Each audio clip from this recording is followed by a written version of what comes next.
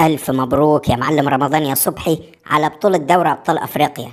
يا سلام، أخيرا جه اليوم اللي أشوف فيه بيراميدز رفع كأس أفريقيا. أنا كده خلاص مش عايز حاجة تاني من الدنيا. أنا من بكرة الصبح هعلن اعتزالي. اهدى على نفسك شوية يا عم شيكابالا. ده مش الزمالك اللي أخد البطولة، ده بيراميدز. وبعدين أنا مش عارف أنت فرحان قوي كده ليه. بطلوا يا عم شغل التلزيق ده وروحوا خدوا لكم بطولة ولا حاجة بعيد عننا. عيب عليك الكلام ده يا روميو، الزمالك وبيراميدز إيد واحدة، ولما انتوا تاخدوا البطولة كأننا احنا اللي أخدناها. يا ابني ده احنا كنا بنروح نشجعكم في كل ماتش، وبعدين ده انتوا عملتوا معانا أحلى واجب، انكم أخدتوا بطارنا من صن داونز لما طلعونا من البطولة دي. يا عم روحوا تنيلوا، دي فرقة تعبانة وخليتوهم حطوا نجم على التيشيرت بتاعهم على قفاكم. وبعدين احنا ما طلبناش من حد يجي يشجعنا، وخصوصا انتوا. ده انتوا جبتوا لنا الفقر وضيعتوا علينا بطولة الدوري السنة دي. ياه، بقالي زمان يا رمضان ما سمعتش كلمة بطولة الدوري دي، وبقالي يجي 25 سنة ما شمتش بطولة أفريقيا. ما فيش غير بطولة الكونفدرالية العيانة دي أخدناها مرتين، وآخر سنة طلعنا منها. يا عم انتوا اساسا مش عارفين توصلوا انكم تلعبوا في دوري ابطال افريقيا. كل سنة بتاخدوا مركز ثالث زي ما يكون واخدينه احتكار.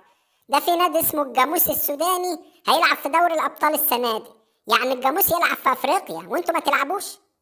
يا عم الحمد لله إن إحنا بنلعب في الدوري المصري بتاعنا أساسا. المهم إحنا كده صاحب الدور علينا، الأهلي أخد الدوري وإنتوا أخدتوا أفريقيا، يبقى إحنا ناخد الكاس في الماتش اللي جاي اللي هنلعبه معاكم.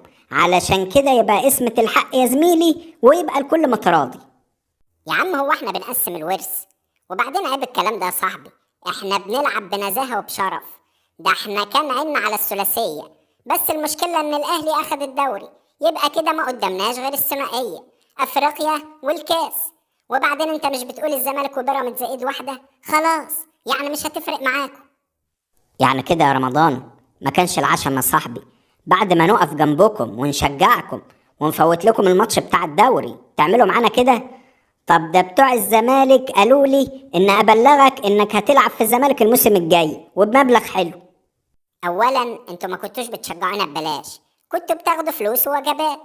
وبعدين انا مش عايز العب في الزمالك، ده انا بحمد ربنا ان ما عملت زي عبد الله السعيد وسبت بيراميدز ورحت العب في الزمالك. كان زماني دلوقتي بغني ظلموه. الصراحة انت امك دعيالك انك ما جيتش الزمالك. ده كل اللي جم عندنا جالهم اكتئاب، واساسا معهمش فلوس علشان يروحوا يتعالجوا. طب بقول لك ايه، طالما انتوا لا هتسيبوا لنا ماتش الكاس ولا هنستفيد منكم بحاجة، اديني الكاس بتاع افريقيا اللي معاك ده اخده ونروح الزمالك نحتفل ونهيص به شوية. كان على عيني يا شيكا اخويا. ده رئيس النادي الحاج ممدوح عيد حلف علينا بالطلاق ان الكاس ما يطلع بره النادي علشان ما يتنظرش. ما بالك بقى لو انتوا اخدتوه عندكم في الزمالك؟ ده مش بعيد يلغوا بطولة افريقيا اساسا.